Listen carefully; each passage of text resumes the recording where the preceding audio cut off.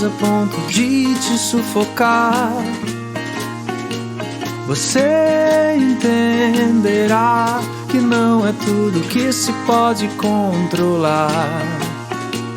Essa armadura é uma armadilha pra esconder o que passou, mas não é por acaso que sentimos dor. A dor vem para lhe mostrar que você não está inteiro. Seu corpo é mensageiro, então passe a escutar. Um passo atrás pra respirar, um passo ao lado pra ver com clareza, passos de dança pra ir com leveza. Um passo pra acreditar que isso tudo vai passar.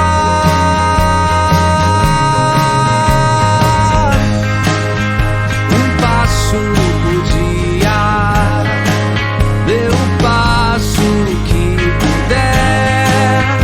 Um passo por dia.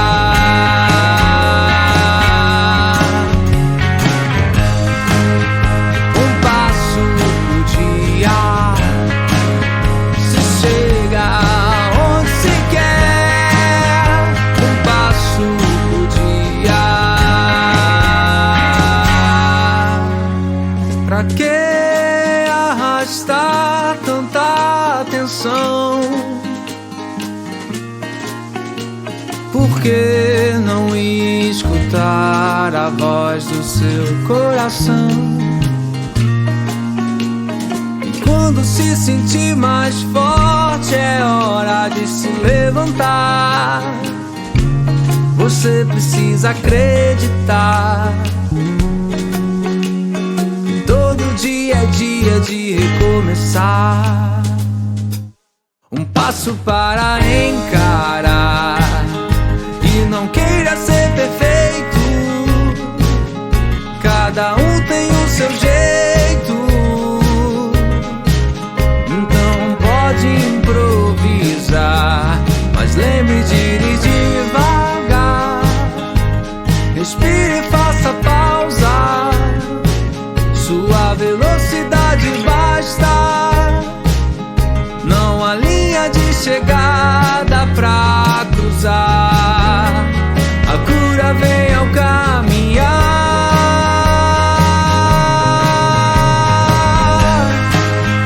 Um passo por dia, dê o passo que puder.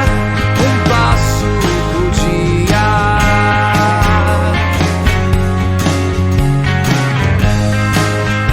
Um passo por dia. Se chega onde se quer. Um passo por dia.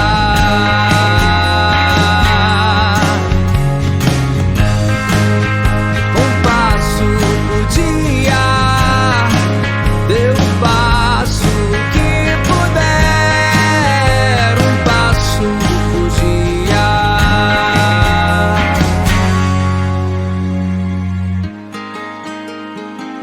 A gente chega lá. A gente chega lá. A gente chega lá.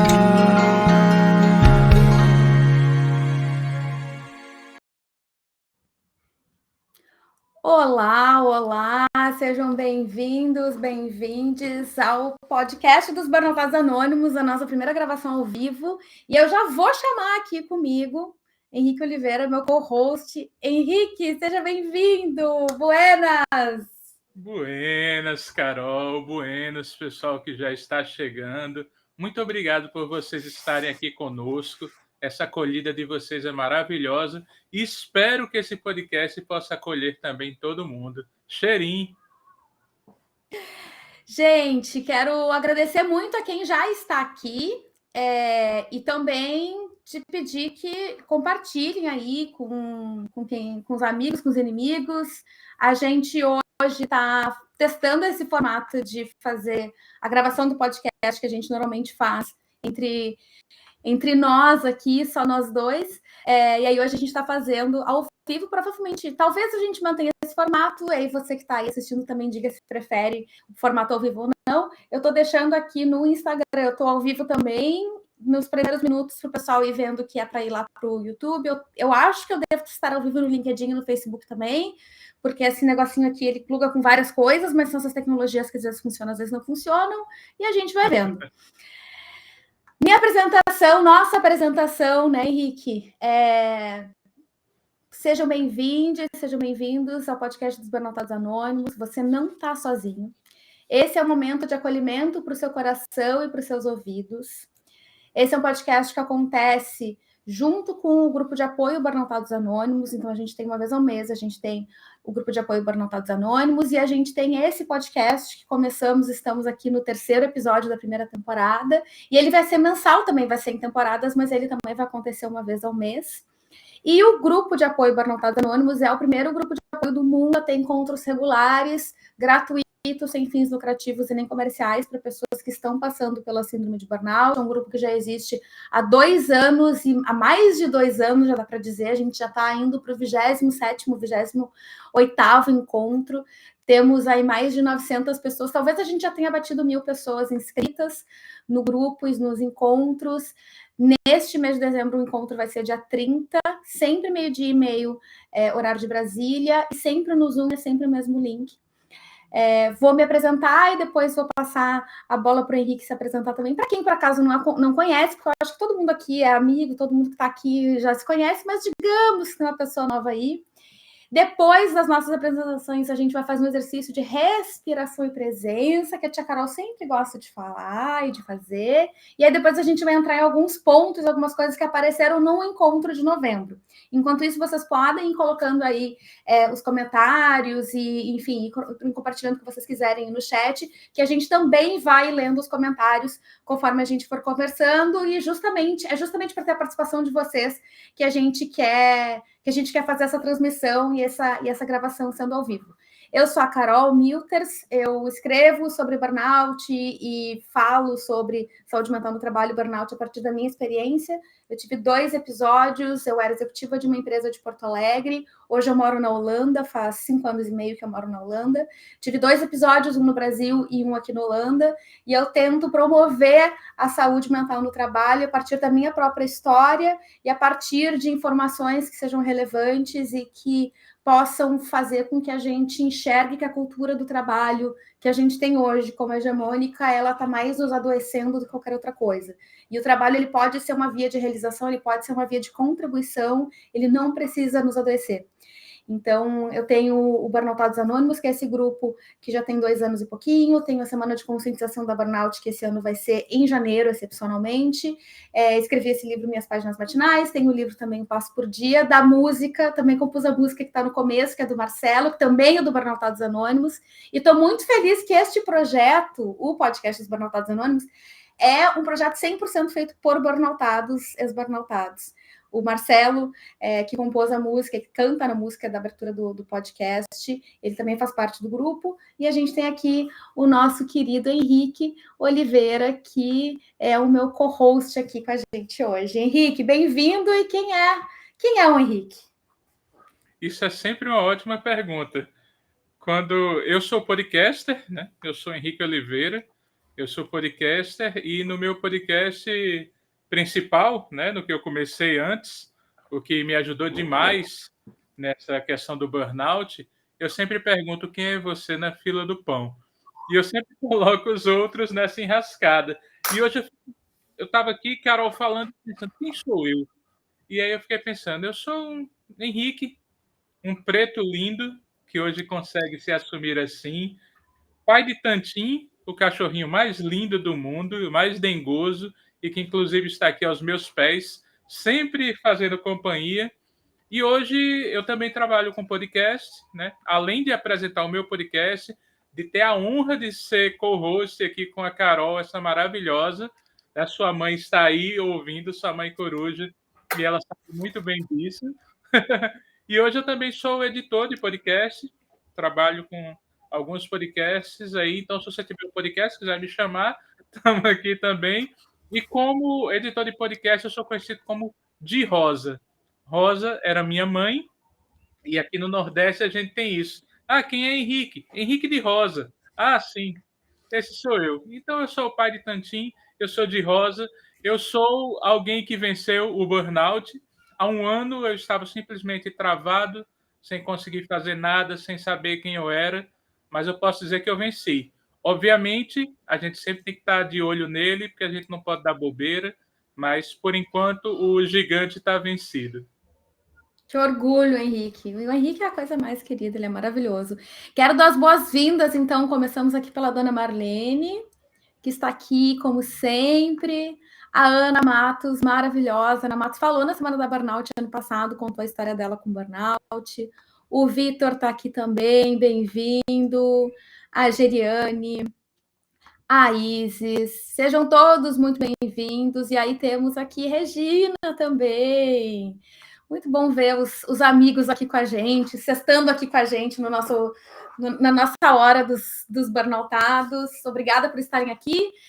Agora a gente vai fazer um exercício breve de respiração e de presença para que estejamos todos aqui agora neste momento presente. Sexta-feira, 4h30 da tarde, 4h45 quase da tarde, no Brasil, 15 para as 9 da noite aqui na Holanda. Semana já deu o que tinha que dar, o que deu para fazer deu, o que não deu agora é semana que vem. E de repente até dá para pensar quase que o que não deu é agora só 2023, a gente já está quase nessa, já estamos quase nessa mentalidade. Vamos, né? Então, assim, a gente começa prestando atenção na nossa postura, só prestando atenção em como é que a gente está na cadeira, onde tu estiver, superfície onde tu estiver, ajeitar a postura um pouquinho assim, para que não fique nem muito rígida e nem relaxada demais. Então, assim, dá uma respira fundo, abre o peito, põe os ombros para trás. Se puder, vai exalando, e se puder, fecha os olhos, como o Henrique está fazendo, eu vou fazer também. E se tu não puder ou não te sentir confortável, tudo bem, pode manter o olhar fixo no ponto na tua frente. Agora a gente começa prestando atenção na respiração. Esse mecanismo tão simples e tão necessário, vital, e que acontece todos os dias e noites e madrugadas, independente das nossas opiniões e vontades, a respiração continua acontecendo. Observa a temperatura do ar que entra e que sai. A sensação do ar nas narinas, na garganta, no peito, no abdômen.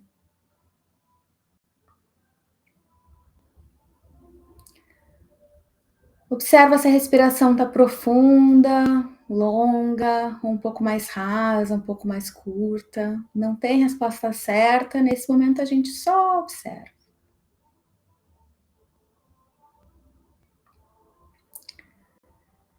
E aí, na próxima inalação, a gente vai fazer a respiração quadrada, em que a gente faz cada movimento contando até 4.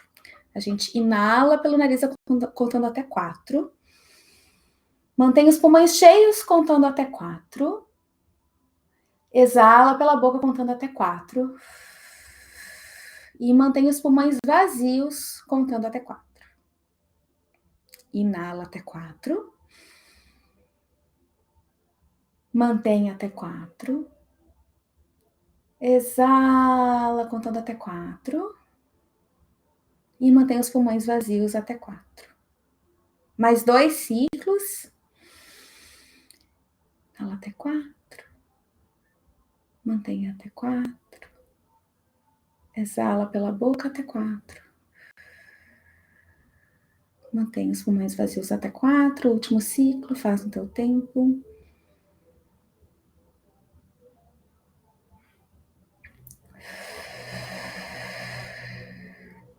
Agora, com os olhos ainda fechados, vai retomando o ritmo natural da respiração. Observa se teve alguma mudança, se teve algum efeito essa prática. E já fica também o lembrete que a gente sempre se dá conta nesses momentos, que às vezes a gente já sai correndo de uma coisa para outra.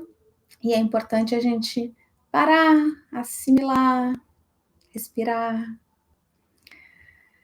Faz uma respiração bem profunda, enche bem os pulmões, até o abdômen. Deixa os pulmões bem cheios um pouquinho. E vai esvaziando bem devagarinho pela boca, como se estivesse esvaziando um balão. O mais devagar que puder. Até sair tudo. Espera antes de pegar ar. E aí, mais uma inalação profunda. E exala. E volta para o ritmo natural da respiração. E aí aqui a gente aproveita e se conecta com essa nossa intenção de estar aqui, de abrir o nosso coração, de falar as coisas que precisam ser ditas, de se ouvir com compaixão, de falar com compaixão, de compartilhar as nossas histórias e de deixar para trás qualquer cobrança, qualquer tem que fazer, e que a gente esteja aqui apenas presente nesse momento, e que a gente ouça o que fizer mais sentido, e que o que a gente tiver para dizer aqui, o que a gente tiver para trocar aqui, faça com que quem está aqui saia muito melhor do que entrou, que esse é o compromisso que a gente sempre tem nos encontros. Agradeço o teu tempo, agradeço muito vocês estarem aqui. Vai mexendo os dedos dos pés e das mãos, vai ouvindo o som na tua volta, e no teu tempo vai abrindo os olhos. E chegamos aqui. E a gente dá uma espreguiçadinha também. Gente, 5 minutos no dia. Só precisa de 5 minutos. Claro que o ideal, né, Henrique, é que a gente tenha mais tempo, mas o ideal nem sempre é real, né? Como é que tá? Foi bom para você? Como não ser bom um tempo desse? É tão bom que dá vontade de simplesmente ficar. Eu fico aqui, é como se eu estivesse na minha rede, balançando, escutando os passarinhos aqui na frente. Isso é muito bom, muito bom. Muito bom. Então, queridos, temos aqui também a doutora Juliana Nunes, minha amiga querida, que está aqui na Suíça também, passando frio, na escuridão do hemisfério norte. Bem-vinda, Ju, minha querida. Henrique, temos nosso tema de hoje, a gente vai falar sobre algumas coisas que apareceram no encontro do mês passado. E aí, eu trago aqui a primeira frase, e aí a gente vai trazer algumas frases que apareceram no encontro de outubro. E a primeira frase é uma frase bem tranquila, bem leve, né, Henrique? Assim, coisa que mal faz pensar. E aí, aí no chat, já se prepare. A frase é: eu fui criada para dar certo na vida. Só isso. Só que está encerrado o podcast. Não precisamos dizer mais nada. Você que está aí no chat, e aí, se quiser, a gente tem que pensar depois, Henrique, como é que a gente faz para quem está no chat continuar anônimo. Se bem que o podcast, a pessoa pode escutar anônimo e quiser participar aqui, daí tem que abrir mão do anonimato. Dá sempre para fazer aquele artefato da conta fake, né? Daí vocês fiquem à vontade aí e investiguem como é que dá para fazer. Mas se tudo bem vocês aparecerem com o nome aí no YouTube, por favor, interajam aqui. Eu fui criada para dar certo na vida. O que tu sente quando tu escuta essa frase, Henrique? Sabe aquele peso que vem assim e diz: como assim eu fui criado para dar certo na vida? Parece que você não pode errar. Qualquer falha que você tiver. E outra coisa, hoje eu tenho 42 anos. Imagina você ser criado desde criança com esse peso. Você não pode errar. Como assim você não tirou 10 em tudo na escola? Como assim você está com 6 anos e você ainda não consegue falar inglês? Como assim você está jogando no seu time não foi campeão com você fazendo gol? É muito peso para um adulto, é muito peso para uma criança, é muito peso para carregar durante toda a vida. Cara, é muito pesado. É como você falou, sabe? Encerra.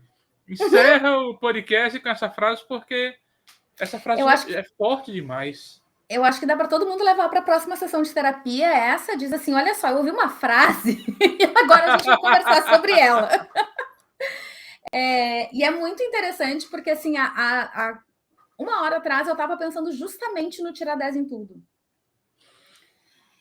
E eu estava conversando com uma amiga mais cedo sobre isso, sobre essa pressão da excelência. Não é nem excelência, porque eu acho que excelência é algo que talvez seja atingível, né? É a pressão da perfeição. Perfeccionismo puro. Nossa, a pressão por ser impecável, a pressão por não errar, como tu falou. E eu acho, e aí eu olhando para quem criou, né?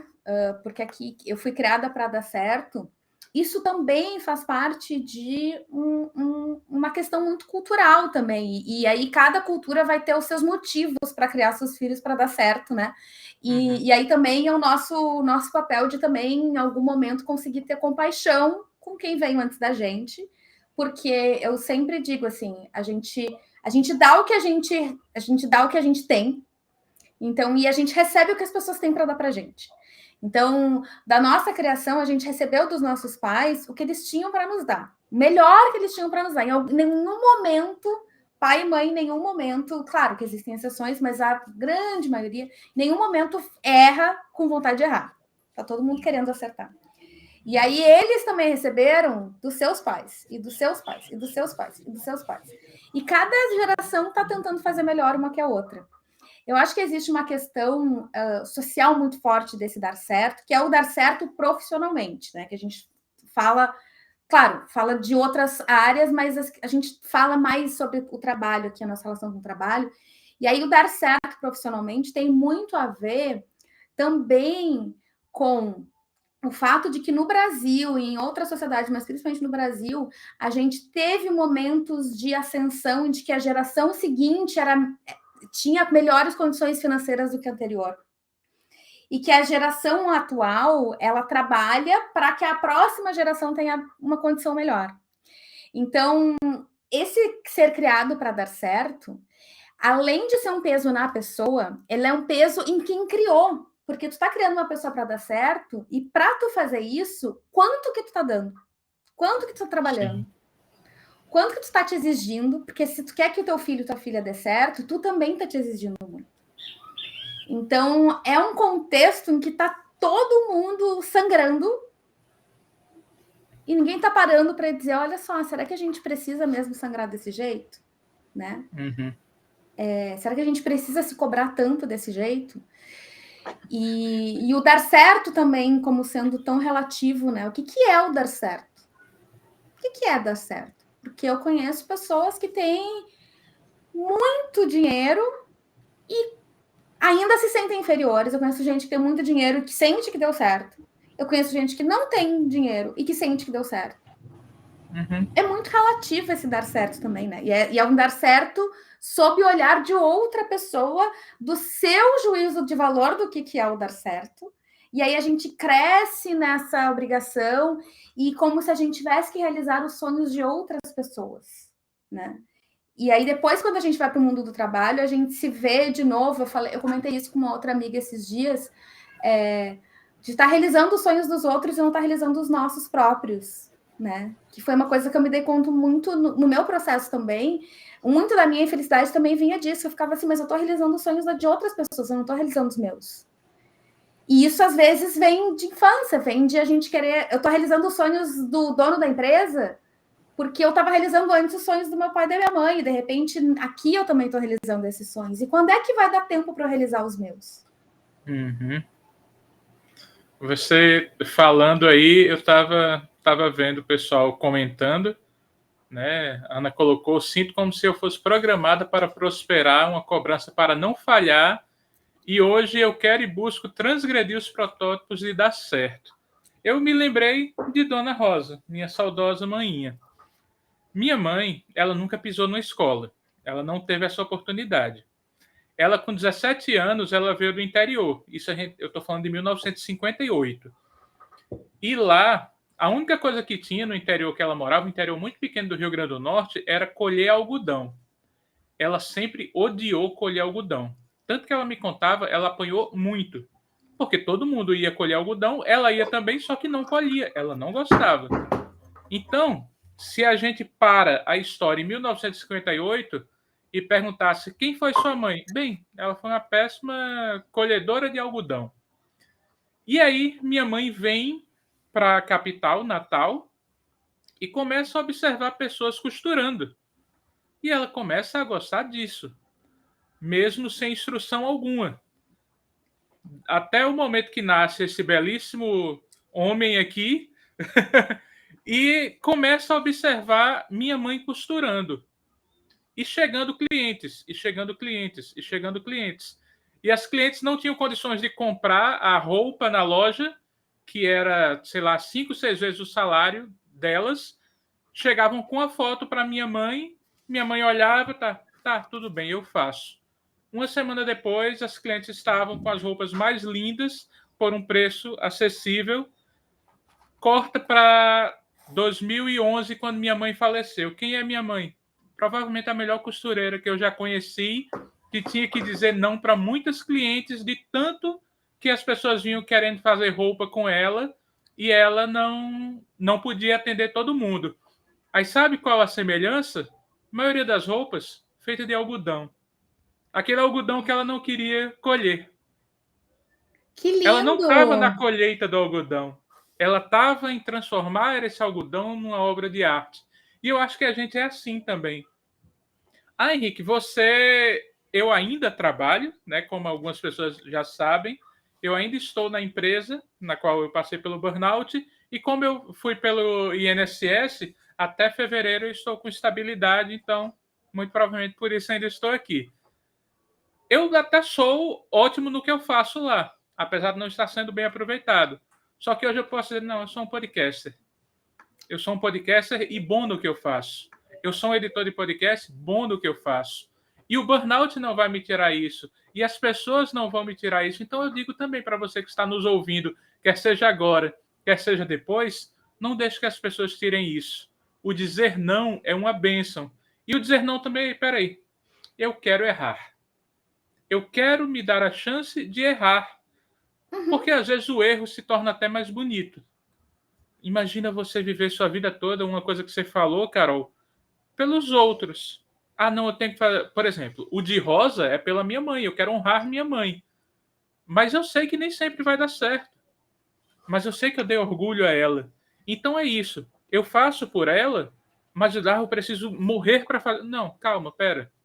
Eu preciso viver por mim, eu preciso cuidar de mim. Isso eu deixo para quem está nos ouvindo também. Cuide de você. No final do dia, vai ser você. Então, cuide de você. Você é um... Vai essa palavra, Graciliano Ramos me permite. Você é um fazedor ou uma fazedora de obra de arte. Então, não deixe que ninguém tire isso da sua vida. Ai, como é bom te ouvir, Henrique. É isso, né? Tem uma frase que é meio famosa do Einstein, que ele disse: se a gente fosse julgar a habilidade, um peixe pela sua habilidade de subir uma árvore, a gente achar que o peixe é o animal mais incompetente que existe. E eu, enquanto estava falando, eu estava me lembrando também que na agência onde eu tive meu primeiro burnout, eu era diretora de atendimento. Só que eu detestava atendimento. Botaram um peixe para subir uma árvore. Uhum. E aí, assim, eu fiz faculdade de publicidade e propaganda, a pior disciplina para mim, a pior cadeira foi atendimento. As duas piores foram marketing e atendimento. E aí eu terminei fazendo o quê? Atendimento e marketing. Só que eu fui fazendo, eu não me dei conta. Eu podia ter, em algum momento, dito assim, não, mas olha só, eu acho que eu gosto mais de fazer isso, acho que eu sou melhor fazendo isso. Eu não me arrependo de ter tomado a decisão de dizer, olha, eu acho que eu quero pegar essa bronca para mim, porque eu que peguei essa bronca para mim. Mas eu entendo que foi fazendo que eu entendi que realmente eu não quero ser diretora de atendimento de coisa nenhuma. Até hoje eu sou péssima para responder mensagem, para responder e-mail, para responder WhatsApp. porque eu preciso de tempo para raciocinar, para refletir, eu preciso ter um momento a gente aqui chama de me time, assim, um tempo do eu, assim, que é o tempo de ficar recolhida, de refletir, de criar as minhas coisas, e eu não tinha esse tempo, eu estava toda hora em reunião, em ligação, e cliente, e bomba, toda hora tendo que interagir com pessoas o tempo inteiro. Então, hoje eu consigo fazer um trabalho que faz muito mais sentido para mim e o que eu também consigo utilizar, o que eu sei que eu tenho de bom. Vamos ver aqui os comentários. Essa reflexão do Henrique foi muito linda mesmo, Ana. A agência não permite que ninguém seja saudável mentalmente. Tem vários ambientes, né, Henrique? Cada indústria, cada segmento vai ter os seus próprios indicadores de risco de burnout, né? E aí, realmente, assim, profissões que têm mais interação com o público, existe um risco maior, porque tem esse desgaste emocional da pressão e da gente estar conversando e do cliente reclamar. E aí a gente tem também uma cultura que é muito tóxica nessa relação de cliente e fornecedor, em que o cliente acha, porque eu estou pagando, eu posso fazer o que eu quiser contigo, eu posso te chamar do que eu quiser, e eu estou no direito de te tratar como eu quiser. E isso é terrível, né? E aí nós dois atendemos clientes diferentes, mas que temos, né? Eu atendia empresa que tinha muita gente, que era um monte de elefante branco, e que as pessoas achavam assim, porque eu estou numa cadeira aqui e tal, eu posso falar o que eu quiser. E tu precisa interagir com muita gente. E pessoas que têm uma certa... Eu acho que tem uma palavra que é um eixo dos sintomas do burnout, que é a despersonalização, que é justamente a gente tirar a subjetividade, assim, a gente tirar o fato de que do outro lado tem um ser humano. Uhum. E isso acontece em todas as áreas, em algum momento. Claro, acontece, não deveria acontecer. Acontece em situações que não são bem manejadas e em situações que não são bem lideradas. Mas em várias áreas existe esse momento em que o outro, ele não é visto como um ser humano e que a gente não é visto como um ser humano. Sim. E aí, isso destrói. Você falando aí, eu lembrei, tem um comentário aí, ela colocou só uma verdade aí, que é Patrícia. Patrícia é uma amiga minha que ela é professora. Ontem eu estava conversando com um amigo meu, professor, e ele estava falando sobre um pai que chegou na direção para reclamar porque o filho dele foi pego colando na recuperação e levou um 0. E aí ele chegou, não, eu estou pagando e eu quero que meu filho faça outra prova. E aí o diretor fez, não, ele não vai fazer em primeiro lugar, em segundo, seu filho será reprovado em todas as matérias, não é só essa. Ele será reprovado em todas as matérias. Você acha que isso vai fazer diferença? E aí eu estava pensando com esse meu amigo ontem que a gente tem essa questão de ter, às vezes, problema com o cliente. O professor tem outro problema que tem com o cliente, que é o aluno, ainda vem o pai do aluno para atrapalhar mais ainda. E é essa despersonalização mesmo. Até Tantinho concordou comigo. Não, Tantinho tá muito certo, Tantinho, isso aí. Porque simplesmente é como se professor não existisse, como se o outro não existisse, como se o outro fosse qualquer um. Isso é muito complicado. Essa despersonalização que você falou é dolorosa. A Ana colocou aqui, hoje eu celebro muito a conquista de honrar os meus limites, os meus nãos. Isso reflete também no meu novo relacionamento. Tem momentos que eu não consigo interagir e preciso ficar quietinha alguns dias. É isso mesmo, Ana, é isso mesmo. E Perfeito. Não tenho mais o medo de desagradar. A gente vai ficando mais consciente. Teve uma vez no grupo do WhatsApp de burnout que alguém comentou sobre se perceber, mesmo durante o processo de recuperação, eu percebo que eu ainda fico cansada. Eu vou viajar com umas amigas, ainda fico cansada, não sei o quê. E aí a gente conversou um pouco, eu interajo, de vez em quando eu consigo interagir ali, enfim. E aí a gente conversou um pouco, e uma coisa que eu fiquei pensando até a partir dessa conversa é que para a gente conseguir determinar o limite, a gente precisa saber onde é esse limite, né?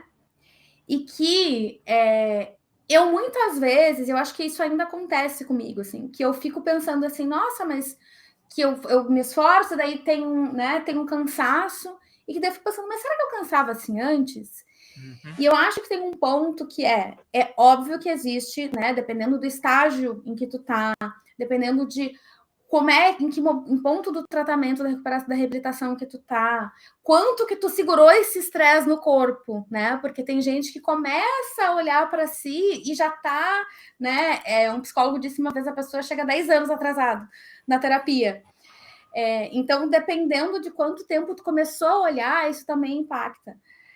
E tem um período, sim, de exaustão, e tem um período, sim, em que o corpo fica desregulado e que a gente cansa mais realmente, e que a gente fica exausto realmente. E tem um outro momento dos altos e baixos, em que a gente sabe que consegue fazer, e aí, por um lado, também, assim, eu tenho energia agora, então eu vou fazer tudo.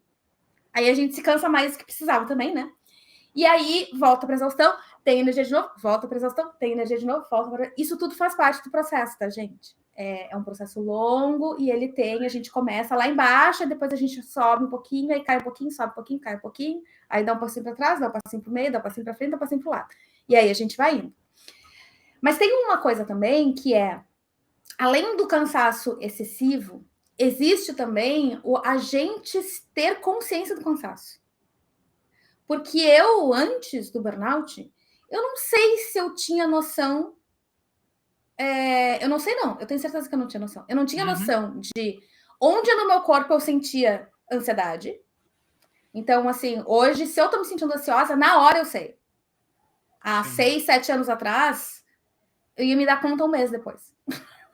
E eu já tinha tido infecção intestinal, eu já tinha tido um monte de coisa, já tinha dado piriri, já tinha dado tudo errado. Aí eu acho que essa situação me deu um gatilho.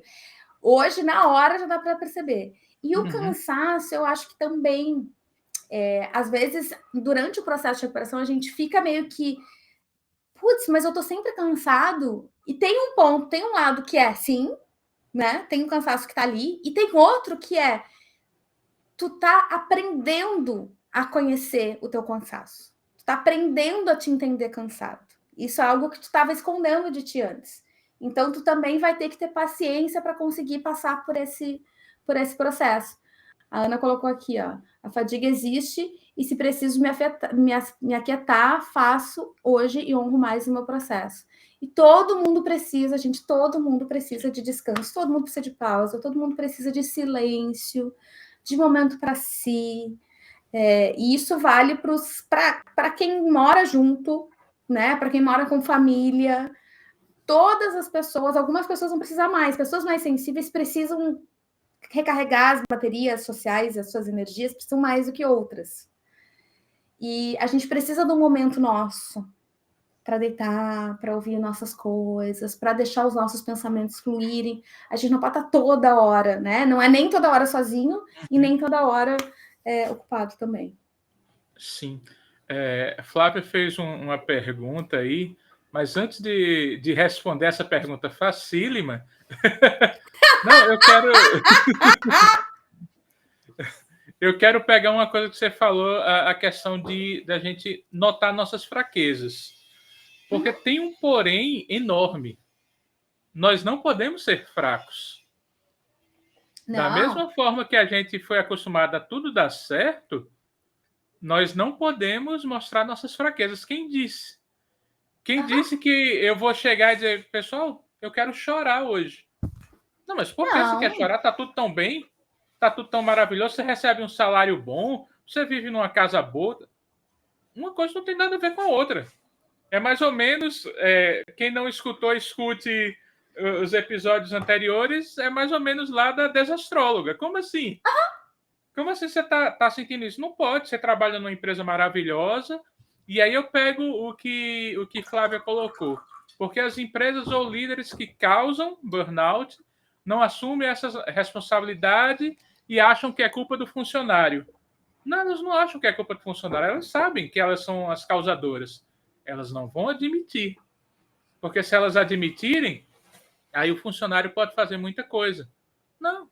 Para elas tá tudo ok. Sabe por quê? E, cara, eu falo isso?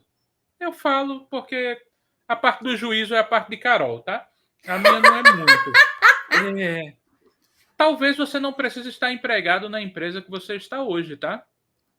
Ah, Henrique, mas o que é que eu vou fazer? Essa parte eu ainda não sei. Mas eu sei que muito provavelmente você não precisa estar no lugar que está te fazendo mal. Muito provavelmente você, quando sair dali, você vai, peraí, há um mundo novo. Eu estava conversando com uma amiga minha esses dias e ela estava falando porque ela estava em casa sem conseguir fazer nada. E aí ela foi trabalhar numa mercearia pequenininha. Só que a dona de lá estava precisando de alguém. Essa saída dela de não conseguir fazer nada para ir para essa mercearia, só ficar lá atendendo de boa, fez ela pensar, tá, se eu posso fazer isso aqui, eu posso fazer isso aqui. Só esse pequeno passo. E muitas vezes a gente está numa empresa maravilhosa, ganhando rios de dinheiro, e faz anos e anos que a gente não tem um dia de paz, que a gente não coloca a nossa cabeça no travesseiro e diz, hoje eu fui feliz, hoje eu tive paz. Eu tenho certeza absoluta que se você der um passo, talvez de início as coisas fiquem um pouco complicadas. Mas quando você estiver voando, você vai ver que antes você era só... Sabe aquela alegoria? Essa é dos velhos. O pessoal nem usa mais, mas algumas pessoas talvez conheçam. O elefante que foi criado com a pata amarrada num pequeno toquinho, que quando ele era pequeno, ele não conseguia tirar a pata. E agora ele é um animal enorme, coloca a mesma corrente na pata dele e um toquinho no chão que ele tiraria tranquilamente. Só que ele olha e diz, eu tentei isso quando era pequeno, não conseguia, tentei 2, 3 vezes, não consegui. Tente de novo. É só um toquinho. Às vezes o rato, quando está contra a luz, ele parece enorme. Ele vai continuar sendo só um rato. É isso, Paty. A paz não tem preço. Arrasaram. Não tem preço. E há um mês e pouquinho atrás, eu até publiquei isso, publiquei isso, eu estava na terapia, e aí a minha psicóloga me perguntou se eu me sentia bem sucedida hoje. E aí eu respirei fundo e me dei conta que sim. E assim, de vez em quando, eu ainda me bate assim, mas será que eu sou mesmo? Mas será que eu sou? Será que eu sou o que eu acho que eu sou? Porque, e eu falo muito de cultura, eu falo muito dessa pressão social, porque é uma coisa que se impõe de uma forma tão gigantesca e pesada na nossa subjetividade, em quem a gente é, que às vezes a gente chega num ponto. Meu segundo burnout foi isso. E eu escrevi uma vez uma carta para mim mesma dizendo: eu não acredito que tu tinha entendido e tu desentendeu. A gente diz que depois que a gente vê, a gente não consegue mais desver, mas a gente tenta desver, né? E o meu segundo burnout foi uma tentativa de desver e voltar para o mesmo mercado, para voltar para um ambiente muito parecido, por causa do dinheiro e para me provar e para dizer, não, mas eu consigo, eu tenho capacidade, eu consigo esse trabalho, eu preciso mostrar para as pessoas que eu consigo esse trabalho. E aí eu acho que também é um cheque de realidade que é muito importante, e que a gente precisa fazer a todo momento. Eu estou fazendo isso porque eu quero fazer, ou estou fazendo isso porque eu quero provar alguma coisa para alguém? Uhum. Porque se eu estiver fazendo para provar alguma coisa para alguém, não te gasta, porque não vai valer a pena, tu não sabe o que o outro vai achar. Esse outro alguém não está valendo a tua energia, não está valendo o teu tempo. Se tu precisa provar alguma coisa para alguém, esse alguém não está te merecendo. E ele não está merecendo a tua energia. As pessoas que realmente vale a pena a gente estar do lado são as pessoas que a gente não precisa provar nada. E a gente conseguir ir tendo essa clareza do porquê que a gente está fazendo as nossas coisas e do que é o sucesso. O que é dar certo? De novo, né? O que é dar certo? Hoje, para mim, dar certo é saber que se eu quiser sair para caminhar no sol, meio-dia, eu vou. Se eu quiser ligar para uma amiga para sair para caminhar com ela no sol, eu vou. Se eu quiser ir num café para escrever e trabalhar, eu vou. Se eu quiser ligar para minha mãe, eu vou. Se eu quiser, enfim, eu ter o tempo e a energia para conseguir olhar para as outras coisas da vida que não são trabalho. Porque até o meu burnout, e depois também, porque a gente ser viciado em trabalho, e muitos de nós que passamos por burnout somos viciados em trabalho, a gente coloca o trabalho em tudo. E aí a gente tem uma outra pegadinha também, né, Henrique?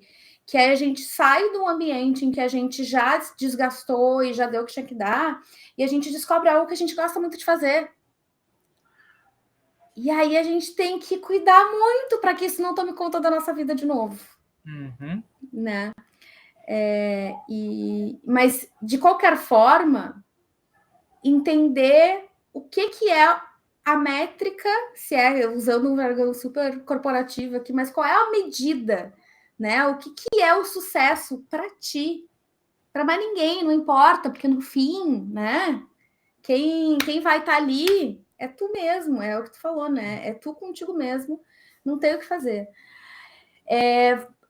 O Henrique já respondeu um pouco a pergunta facílima da Flávia, mas vamos lá. Por que as empresas ou líderes que causam burnout não assumem essa responsabilidade e acham que é culpa do funcionário? Eu sempre digo que o burnout ele é uma corresponsabilidade. A gente não pode jogar para o colo de ninguém e dizer, ó, tá tudo teu. É tudo teu. É tripartidário, são 3 forças que acontecem. Indivíduo, porque sim, né? É a gente aqui que está burnoutando, mais ambiente de trabalho, organização, e mais sociedade. Eu, talvez, fosse passar minha carreira inteira trabalhando, muito feliz em outras coisas, se eu não tivesse passado pela empresa onde eu tive meu burnout. Talvez eu não fosse burnoutar em outras empresas. Jamais saberemos. Outra pessoa que entrou na mesma empresa, que passou por experiências parecidas com a minha, talvez não tenha burnoutado. Isso quer dizer que eu sou uma profissional pior do que a outra? Não. Significa que tem, sim, alguma questão individual e que, no meu caso, a minha experiência foi que se eu não tivesse tido um burnout, eu ia me tornar uma pessoa que eu ia ter vergonha de ser essa pessoa. Então, por um lado, é óbvio que eu preferia não ter tido que ter um burnout para isso, mas já que foi o que custou, está se pagando, porque hoje eu sou uma pessoa que não tem vergonha de ser quem eu sou hoje, porque era um caminho que estava indo para uma coisa muito complicada. Quando a gente fala sobre assumir a responsabilidade, de qualquer forma, quem faz parte dessa soma e dessa equação precisa assumir a responsabilidade, né? A pessoa que está, e normalmente não são muitas pessoas, a gente fala empresas, organizações, eu falo muito como se fosse essa coisa etérea, assim, mas muitas vezes é um gestor, é um colega, e normalmente um gestor porque é alguém que está com uma posição de poder, que está acontecendo algum assédio e alguma coisa sistemática. Precisa se reconhecer qual é a responsabilidade da organização, precisa se reconhecer a responsabilidade da pessoa que está causando esse estresse numa pessoa. Porque se ela está causando na Flávia, está causando no fulano, no ciclano, no Bernardo, no Carlos, e cada uma dessas pessoas vai lidar de uma forma diferente. Da empresa onde eu saí, outras 3, 4, 5 pessoas burnoutaram também. Eu posso vir aqui, fazer minhas coisas, ter minha terapia, e os outros que vão continuar burnoutando, a gente faz o que com essas pessoas? Né? A gente vai continuar moendo as pessoas, a gente vai continuar deixando que as organizações fiquem moendo as pessoas? E aí eu saí completamente da área que eu estudei e que eu me formei para fazer, fui fazer outra coisa que no fim das contas é algo que eu gosto muito mais, mas por outro lado são organizações e são indústrias, segmentos que estão perdendo pessoas que às vezes não conseguem nem voltar a trabalhar na mesma área por trauma e porque não quero mais fazer isso. Então é um prejuízo muito grande para todo mundo, né? E o porquê disso é porque ninguém gosta de estar errado. E algumas pessoas gostam menos ainda do que outras. Assim como A gente, quando ficou sabendo que era um burnout, eu quero saber aqui no chat, me diga uma pessoa que tenha dito assim, descobri que estava passando por um burnout, que tenha dito, legal, e que aceitou com a maior facilidade do mundo. Duvido Não tem Deodó. como. A gente que estava sentindo a dor no nosso corpo não aceita. Imagina para o outro que nem está sentindo. Eu não tô passando pano para ninguém, porque tá, né? Tem que doer. E tem que doer no bolso, porque é onde dói. Então, os direitos precisam ser preservados e precisam ser aplicados.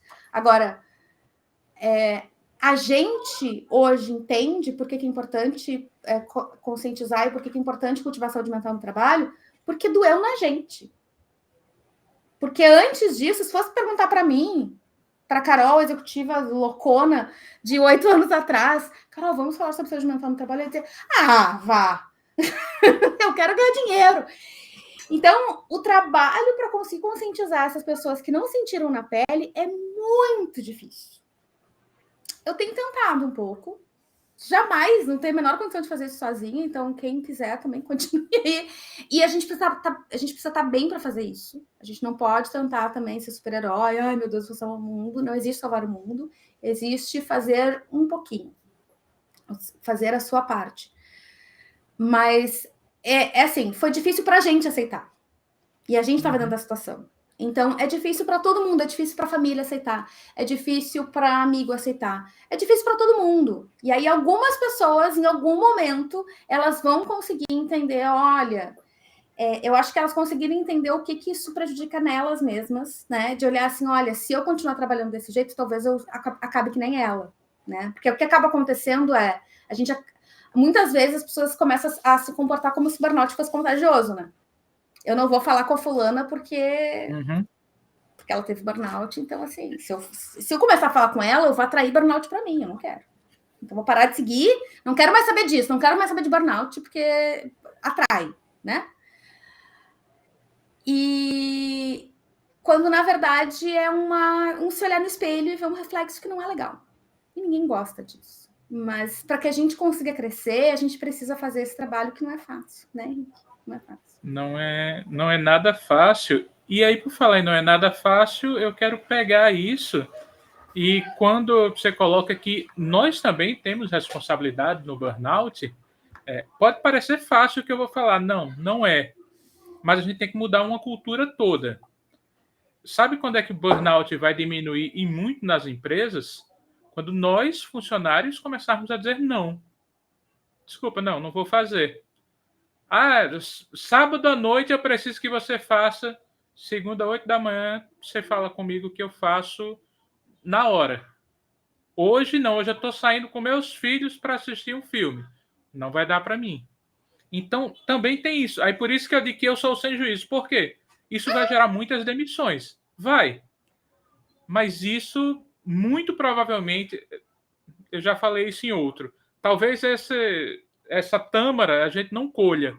Mas em algum momento esse fruto vai sim estar aqui para todo mundo. A gente fala, eu não tenho lugar de fala, óbvio, mas eu sempre vejo isso é notório. Hoje em dia, é muito menos difícil para uma mulher acusar um homem de assédio do que antes. Antes você podia ter todas as provas, não iria adiantar nada. É a defesa da honra. Por isso que o homem cometeu feminicídio e tantas outras coisas aí. As mulheres começaram a bater o pé. As pessoas LGBTQIA+, começaram a bater o pé dizendo não. Nós, negros, começamos a bater o pé dizendo não. Então, a gente tem que começar a dizer não. Só o não é que vai ajudar nisso. Vai ser muito trabalhoso? Vai. Só que essa é a parte difícil. Alguém tem que fazer a parte difícil. Minha mãe, mesmo apanhando, teve que dizer não quero colher algodão. E ela sofreu muito. Você falou aí, Carol, da questão de ser contagioso. Eu acho que o burnout é aquela cidadezinha pequena e quem teve burnout é a mulher mal falada. Não chega lá perto não. Teve burnout. Você vai querer ficar perto de alguém que teve burnout? Os líderes vão olhar você andando com essa pessoa. O que é que eles vão dizer? Por que você está do lado de alguém que está fazendo um mal desse contra a empresa que você trabalha, que faz tudo por você, que te dá cesta de Natal, que te dá participação nos lucros, que desculpa, seguro o deboche, mas vai ter que vir. Que quando você bate meta, você ganha um pirulito. Por que você vai fazer algo contra essa empresa? Você ganha um pipos. Então, você tem que valorizar. Essa empresa faz tudo por você. Deixa essa pessoa de lado. É aquelas pessoas que antigamente tinham hanseníase e você não podia tocar nelas. É mais ou menos assim quem teve burnout. E aí, Carol, tomara que nossa equipe jurídica esteja ótima nesse momento. Cadê a Priscila? Vamos chamar a Priscila. Chega aqui. Por quê? Nós temos que começar a falar sobre os profissionais de saúde, tá? Os psiquiatras, que chega alguém com burnout e eles dizem, não, você não tem burnout, que vão pela empresa, que fazem tudo para não colocar burnout. A gente tem que começar a falar sobre isso. Falar sobre psiquiatras que desacreditam, o INSS que nega e muito por ter meta, e todo mundo sabe disso. Essa eu não vou levar processo não, porque todo mundo sabe disso. Eles têm a questão de meta de aprovar e de negar. E a maioria, que é burnout, eles vão tentar negar, é o mais fácil. Burnout, a gente está começando a gritar por burnout agora. Sua voz, Carol, que é muito necessária nisso, está começando a vir agora. Isabela Camargo e algumas outras tantas maravilhosas que estão falando sobre isso. Há 5 anos a gente não ouvia falar. O que é burnout? Ano passado a gente não tinha um CID próprio de burnout. A gente teve esse ano, então é algo muito novo. Só que a gente tem que começar... mas meu psiquiatra disse que eu não tenho burnout. Então, o seu psiquiatra tem que se atualizar e vai em outro. Não aceite simplesmente que alguém chega... Você tem todos os indícios de burnout, você só se sente mal quando fala na sua empresa, quando tem qualquer outra coisa.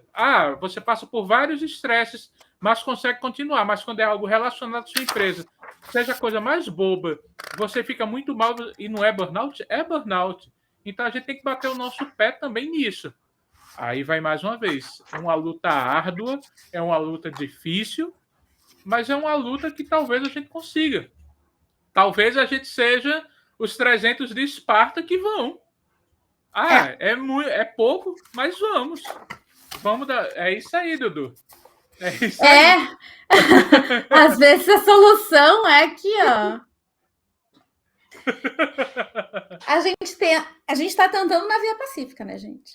Mas eu tô aqui, eu trouxe alguns livros, eu tenho aí eu vou passar bem devagarinho. Esse livro eu não recomendo, eu tô lendo porque é importante, ainda bem que ele tá de trás para frente, que ele chama Burnout, a doença que não existe. Precisa ler com Dramin ou com alguma substância mais forte. É muito... E é um livro que faz parte de uma... Como é que eu vou dizer? Classe de psiquiatras que estão nessa junta de eu não vou colocar o CID de burnout porque eu não quero ser processado pela empresa. Eu quero me proteger, eu não quero ser processado pela empresa, porque se tem essa está se começando a ter, é aquela coisa, a gente dá um passo para frente, 2 para trás, né? Então, a gente teve o CID do burnout, e aí, durante o ano de 2022, o que a gente está vendo? Tivemos o CID do burnout, aí, eu já, assim, legal, mas é óbvio que não vai mudar tanta coisa, porque as coisas demoram para mudar e tal, mas pelo menos estamos dando um passo para frente. O que são os 2 passos para trás? Os psiquiatras começaram a dizer, não vou botar CID de burnout, começaram a fazer curso dizendo, não coloque CID de burnout, porque se colocar o CID de burnout, a empresa pode vir com processo contra ti, porque para tu conferir o CID de burnout, precisa, como você está dizendo que tem um nexo causal com o trabalho, precisa averiguar se realmente o ambiente de trabalho é tóxico, que psiquiatra vai fazer isso. Então, a gente tem toda uma discussão jurídica né, sobre o que é e o que não é e quais os termos, e que isso também faz parte desse processo da gente estar se aculturando e se letrando nisso, é uma porcaria, para não dizer outra coisa, que tudo isso está acontecendo enquanto tem tanta gente sofrendo, é óbvio que é. Mas, se a gente for pensar 10 anos atrás, a gente nem sabia que isso existia. E as pessoas não tinham acesso a nada. Procurava no Google e tinha meia dúzia de livro, tudo em inglês, né? Então, a gente vai caminhando. Eu tenho aqui um outro livro que é sobre assédio moral no trabalho. E o assédio moral no trabalho foi colocado pela primeira vez de uma forma mais focada ainda nos anos 2000. Então, assim, faz menos de 20 anos que a gente olha para assédio moral no trabalho como um problema. E o termo burnout já existe há 50 anos. Assédio moral no trabalho, o termo assédio moral existe há uns 40, 50 anos também. Ele é olhado e ele está na legislação faz poucos anos. E mesmo assim, eu fui aprender o que era assédio moral tem uns 4 anos. Nem faz tanto tempo, entendeu? Eu passei por 2 burnouts sem saber o que era assédio moral. Assim. Então, gente, é óbvio que era melhor que a gente já estivesse num lugar muito mais... que a gente já tivesse feito muito mais progresso.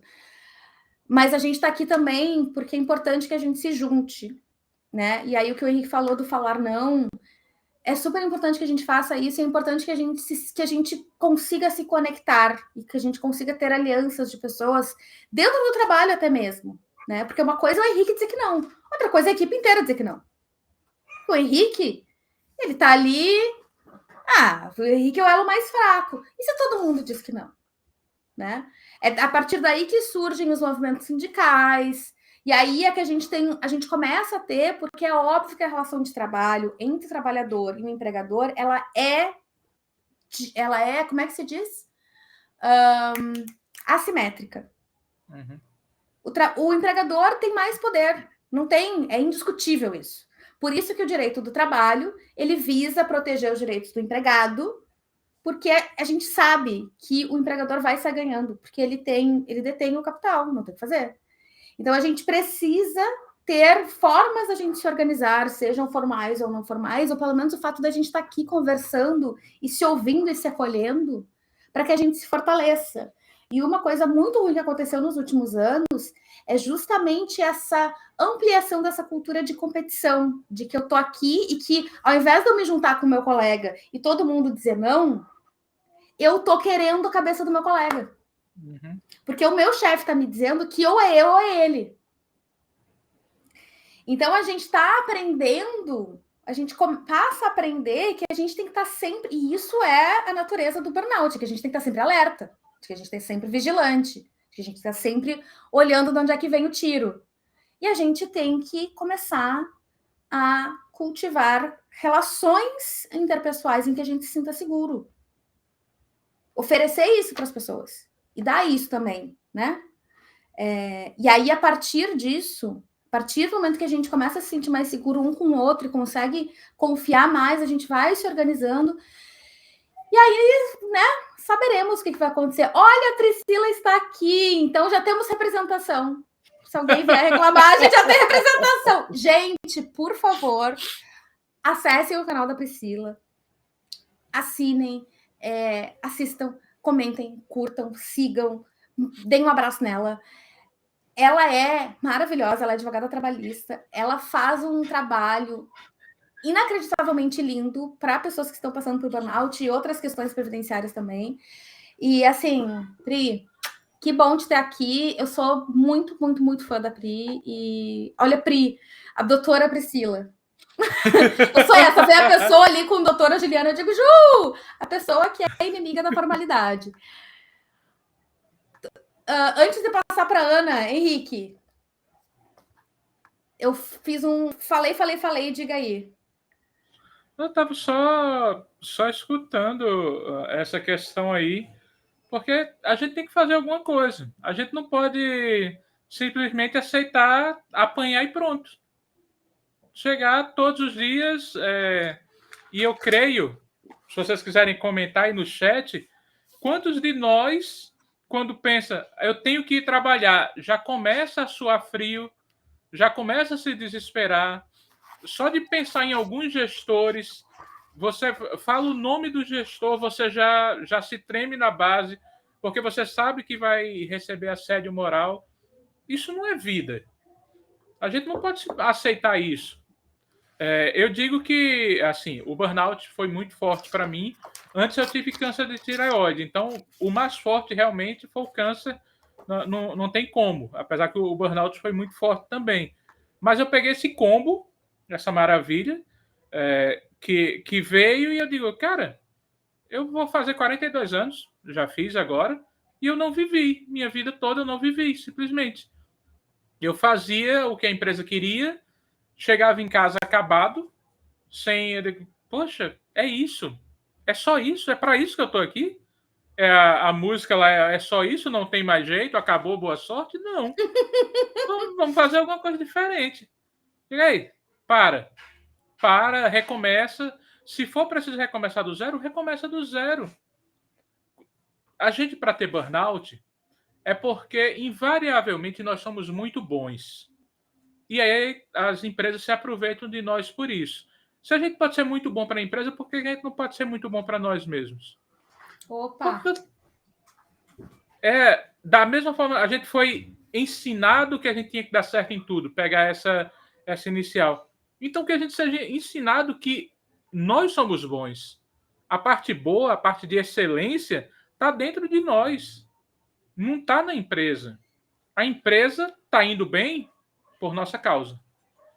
Se não fosse a gente, a empresa não estaria. E eu tenho certeza absoluta. Quando eu sair da empresa, a empresa não vai nem sentir, vai sentir muito. Eles vão perder um excelente funcionário. E o problema não é meu. Quando quiserem me procurar, vão olhar, cadê Henrique? Está ali, fazendo um trabalho muito bom. O que é que ele está fazendo hoje? Não sei o que é, mas eu sei que é bom. Vamos lá ver o que é. Porque minha manhinha, que não queria ser catadora de algodão e que foi uma excelente costureira, ela me ensinou. Ela ensinou que, óbvio, ela sempre dizia, filho, estude. Isso é o que você vai ter para o resto da vida. Que eu nunca tive a oportunidade, mas estude. E sim, eu fiz isso. Ela me ensinou que, você estudando, você consegue o que quiser. Eu estudei. E agora eu vou conseguir o que eu quiser. Demorou muito. Minha vida praticamente toda foi cercada por depressão, por tantas outras coisas. Hoje, eu ainda tenho alguns resquícios de depressão, mas aquela coisa, fica aí que eu estou seguindo, tá? Se quiser aparecer uma hora ou outra, você vai aparecer para aplaudir o que eu estiver fazendo. Você não vai mais tomar conta da minha vida. E eu decidi que eu vou viver e hoje eu estou vivendo. Hoje eu estou vivendo os dias mais felizes da minha vida. Esses dias eu fiquei até triste, porque eu queria que minha mãe tivesse visto como eu estou hoje. Eu queria que ela tivesse visto e dizer, a senhora criou um homem de verdade. E eu estou aqui, fazendo minha diferença no mundo. É muita coisa? Não. É aquele baldezinho no incêndio? Mas eu estou fazendo a minha parte. E quando todo mundo se juntar, como você bem falou, um só, a velha andorinha só não faz verão, mas quando é todo mundo, é diferente. Sabe aquelas coisas que de vez em quando a gente vê que alguém maltrata um motoboy do iFood, por exemplo, e passa um tempo, ele se junta e vai todo mundo buzinar lá na frente da pessoa para dizer, ei, você não pode fazer isso mais não. É mais ou menos isso que a gente tem que fazer. A gente tem que buzinar nos gestores e dizer, por que você acha que é mais do que alguém? Só porque você tem um cargo a mais? Esse cargo não é você. Esse cargo não é você. E se... Não falem isso, por favor, tá? Mas e se você quiser colocar na balança, você não é tão bom quanto seus funcionários. Eles são bem melhores do que vocês. Então, aprendamos isso. Nós somos muito melhores do que tentam nos fazer enxergar. Muito melhores. Maravilhoso. Maravilhoso, apenas. Uma outra fala, e eu quero ler um texto do meu livro aqui. Comprem o livro da Carol e sejam muito mais felizes. Um passo por dia. Um passo por dia. Que também tem a ver com a outra frase que apareceu, que era o maior desafio é a gente se enxergar do tamanho que é. E aí tem a ilustração, aqui tem o desenho do Marcos Oliveira. E esse aqui é o passo 77 da última parte. O livro é dividido em 4 partes, e essa é a parte um passo para frente. Você já deve ter ouvido a história de Davi e Golias. Golias, imenso como um titã, mais de 2 metros de altura. Já o Davi era um pastor baixo, humilde e franzino. Seria de se esperar que o pastor se intimidasse do gigante, mas ao contrário, ele se ofereceu para a luta. Segundo consta, o Davi derrotou Golias com nada além de um estilingue. A vitória teria sido um milagre e se transformou em exemplo de bravura, uma história de improvável superação. Acontece que não foi bem assim. O Davi, na verdade, tinha uma mira impecável. Ele praticara uma vida inteira, e o seu estilingue, aparentemente inofensivo, poderia ser mortal, fazendo dele nada menos do que um atirador de elite. Tampouco o Golias era aquilo tudo que se pensava. Ele não era invencível. Por conta do seu tamanho, seus movimentos eram descoordenados. Ele tinha problemas de visão, era lento e não raciocinava bem. Como um cachorro grande que late, mas não morde. Olha o tantinho aí. Se você observar com atenção, vai perceber que o Davi não foi azarão coisíssima nenhuma. Ele era calmo, ele era preciso. Ele sabia o que estava fazendo. E a sua mira foi certeira e mortal. A gente se equivoca com pessoas e situações. A gente evita confrontar gigantes, ignorando o poder que carregamos conosco, ignorando o quão estamos preparados para o que temos diante de nós. Fugimos do gigante que, de fato, é cambaleante e enxerga mal. Gigantes não existem. Tenha o seu estilingue à mão. Esteja preparado. Nunca pule essa etapa. E bora acertar esse gigante bem no meio da testa. Sensacional demais. Sensacional demais. E é pura verdade. É pura verdade. Davi era muito bem treinado. Quem quiser ler depois, o povo judeu, não todos, obviamente, alguns faziam isso, eles tinham essa questão de atirar, e eu lembro de uma passagem que o alvo deles era um fio de cabelo. Eles tinham que acertar nesse fio de cabelo. E Davi muito provavelmente treinou assim. Ele tinha que acertar. Por quê? Imagina se fosse eu que sou míope, que não enxergo direito, que estou mais para o Golias do que para o Davi. Eu jogo uma pedra, erro. Eu não tenho uma segunda chance, muito provavelmente. Mas ele sabia que ele ia acertar de primeira. Ele fez: peraí, eu acerto no fio de cabelo, não vou acertar esse grandão? Não, deixa quieto, deixa tranquilo. Deixa abaixo, deixa abaixo. É isso aí, é isso aí. A gente precisa se enxergar do tamanho que a gente é, nem maior e nem menor, né? Não é nem a gente achar que a gente pode tudo, que a gente é melhor do que ninguém, mas é colocar a gente do tamanho que a gente é, porque o burnout, ele arrasa a nossa autoestima profissional. Nossa autoestima como um todo, mas a autoestima profissional é complicadíssimo. A gente fica se achando incompetente, incapaz, improdutivo, inútil. Uhum. Durante algum tempo, no meu segundo burnout, eu achei que eu ia me aposentar ou que eu ia fazer alguma coisa assim, do tipo, não vou conseguir mais trabalhar, não tenho mais condição de trabalhar. E eu tinha 30 anos de idade. E eu já não tinha a melhor das autoestimas profissionais do mundo. Mas depois do burnout, e principalmente quem precisa entrar com um processo judicial contra a empresa, que precisa ouvir coisa, que precisa e que protesta, né? E que fala e que diz aqui não, isso também dá um trabalho. E é um trabalho emocional muito grande, e que muitas vezes o retorno para que, ao invés de assumir a responsabilidade, o que o outro lado vai dizer, vai fazer muitas vezes é te diminuir. E a gente precisa estar muito bem preparado, a gente precisa estar muito bem estruturado e ter uma rede de apoio, e ter pessoas que nos lembrem do tamanho que a gente é, e que lembrem quem a gente é, e que a gente é capaz, sim. A gente não é capaz de tudo, ninguém é. A gente não vai mudar o mundo, ninguém vai. Mas a gente pode fazer muita coisa. A gente pode fazer muita coisa. E cada pessoa que está assistindo aqui, cada pessoa que está ouvindo o podcast, pode ter caminhos que a gente nem imagina, né? É lindo ver o Henrique produzindo, editando, apresentando, entrevistando. Eu jamais achei que eu fosse escrever livro. Eu estou no 2º livro, editei um livro de uma amiga. Ano que vem já começo a escrever o 3º. Escrevi uma música, Henrique. Eu escrevi uma música, Henrique. Eu escrevi uma música. Belíssima. Quando que eu achei que eu fosse escrever uma música lá, respondendo e-mail, apagando incêndio, sabe? Às vezes a gente dá esse passo ousado e que o nível da ousadia vai de cada um, a gente não vai dizer aqui o que caminho é melhor para cada um, porque cada um sabe do seu contexto, da sua vida, e como tu disse, eu sou a pessoa um pouquinho do juízo, mas eu sou a pessoa do juízo, mas eu sou a pessoa que pegou a mochilinha e saiu do país, entendeu? Então, assim, o meu juízo, eu tenho juízo para os outros, porque os meus BO, eu, minha família e os meus aqui se entendemos. Eu não vou dizer para o outro não ter juízo, porque o BO do outro não é meu. Depois, porque tá BO, é óbvio, né? Mas cada um com seus BOs. Mas que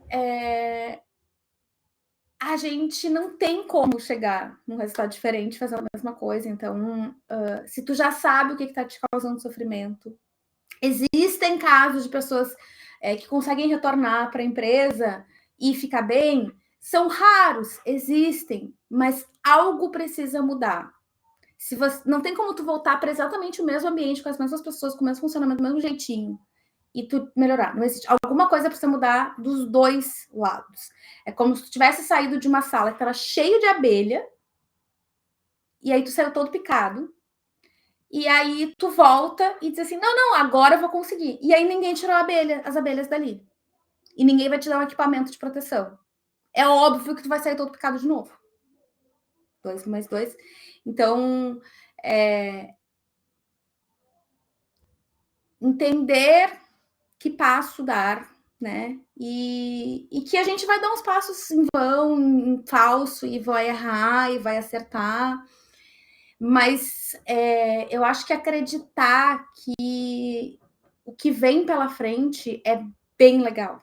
E pode ter muita coisa muito legal. Sempre que eu converso com alguém no Instagram, no WhatsApp, enfim, alguém que tá passando por isso, eu sempre digo para a pessoa, tu vai sair dessa muito melhor do que tu entrou. E eu acredito muito nisso. A gente sai do burnout melhor do que a gente entrou. É verdade. E eu espero que você que está aqui nos ouvindo também saia dessa nossa conversa melhor do que entrou, né, Henrique? Esperamos todos. Às vezes, quando a gente está no burnout, a gente não entende muito. Parece que nosso barquinho simplesmente está rodando sem a gente saber onde está, mas quem está de fora olha e faz, poxa, mas por que está tão desesperado? Ele está bem pertinho de chegar ali na praia. Só que quando a gente só está vendo rodando e a gente não percebe essas questões. E a gente tem uma coisa, perdão, a gente tem uma coisa que, assim, o burnout, ele não se dá em 24 horas. Por exemplo, o meu pico do burnout foi em setembro do ano passado. Eu não comecei a sentir isso em setembro. Eu senti meses antes. Tem gente, como você falou, que às vezes demora anos para sentir isso. Então, se você descobriu agora o burnout, calma. Você tem que fazer o caminho inverso. Sabe quando a gente perde alguma coisa que nossa mãe diz, faça o caminho inverso que você vai descobrir onde estava? É isso. A gente vai ter que fazer o caminho inverso. O caminho inverso é um pouco mais complicado. Só que esse caminho inverso nos leva de volta a viver e viver bem, viver tranquilo, viver sem medo do Golias, viver sem medo das coisas e simplesmente viver. E você não tem que ser igual a ninguém. Você só tem que ser você mesmo. Por exemplo, Carol falou uma hora, se eu quiser chamar minhas amigas e sair de meio-dia, eu vou e saio. Carol mora na Holanda. Eu moro no Rio Grande do Norte e Nordeste do Brasil. Eu não saio de meio-dia nem amarrado. nem que me paguem. Porque de meio-dia aqui vai queimar meu quengo na hora. Mas se alguém disser, Henrique, 5 da manhã, eu digo, bora. Inclusive, meu cachorro todo dia me chama 5 da manhã e eu saio feliz, ouvindo Beija-Flor, ouvindo Bem TV, ouvindo tudo que tem aqui ao redor. Então, a gente não pode fazer, Carol fez assim, eu vou ter que fazer igual. Não. Carol se deu bem daquela forma. Eu me dei bem de outra forma. Chico se deu bem de outra forma. Você tem que ver como é bom para você. Você não precisa ser um pitbull. Não, precisa ser um pitbull. Mas você só precisa ser um pincher. Botar moral como um pincher. É muito Adorei. mais fácil você passar a mão num pitbull do que num pincher. Seja você, não importa. Mas eu me sinto tão pequeno. E o burnout faz isso com a gente. A gente se sente no chão, acabado. Mas quer saber uma coisa? Vai ser através disso que eu vou me levantar. Vai ser através disso que eu vou voltar a viver. E é acreditar. E aí, importantíssimo, uma coisa que Carol falou, que ela não pode fazer tudo sozinho. Ela tem um grupo, ela tem todo um apoio. E para sair do burnout, não dá para ser só. Você precisa de acolhimento, você precisa de pessoas que te deem um ombro para chorar, de pessoas que às vezes vão te dar um grito, porque você simplesmente quer continuar ali, tem que chegar um amigo seu que te entenda e dar um grito e dizer, ei, para, não é você. Não aceite que você nasceu simplesmente para, não, eu tenho que ir para a mesma empresa todos os dias, tenho que ser triste todos os dias. Não. Cara, a vida é tão curta, a vida é tão rápida para a gente estar perdendo tempo com empresa que não vale o que o gato enterra, que a gente tem que mudar isso também. A gente tem muito valor dentro da gente. A gente não está empregado porque a empresa é boazinha, não é porque a gente é bom. A gente é muito bom. Se a gente fosse ruim, a gente não estaria lá. Não tem empresa boazinha, não, filho. Não tem empresa que é coração de mãe, não. Então, vamos ser melhores para nós mesmos, vamos cuidar um pouco mais da gente, vamos atrás de psiquiatra, vamos atrás de psicólogo, vamos atrás de amigos, vamos atrás de fazer coisas diferentes também. Não dá para a gente passar também o dia deitado numa cama e dizer, a vida é isso mesmo. É fácil? Não, óbvio que não é fácil. Eu tento um dia, tento outro. Só consegui no 30º dia. Parabéns, você conseguiu. Continua tentando. O famoso continue a nadar. Uma hora essa rede vai romper e a gente vai sair nadando nesse oceano lindo. Por mais que eu não saiba nadar. Mas se for preciso, bora. Vamos nos arriscar. A vida passa muito rápido. A vida passa muito rápido para a gente estar parado sem fazer nada. Arrasou. Com essa, meu querido, meu amigo, eu acho que a gente vai encerrando. A gente poderia ficar aqui 3h30, que nem foi a live do meu livro? Poderia. Mas já é 5 para as 10 da noite da Holanda, eu também vou preservar aqui o meu sono.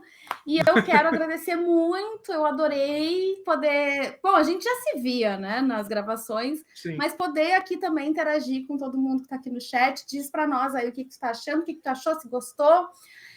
Nos próximos dias, a gente vai subir o áudio para o Spotify, ele vai ficar salvo aqui no YouTube. Eu vou só tirar ele, porque agora ele está no meu canal do YouTube, e ele vai para o canal do Burnoutados Anônimos, que agora a gente tem o canal do Burnoutados Anônimos.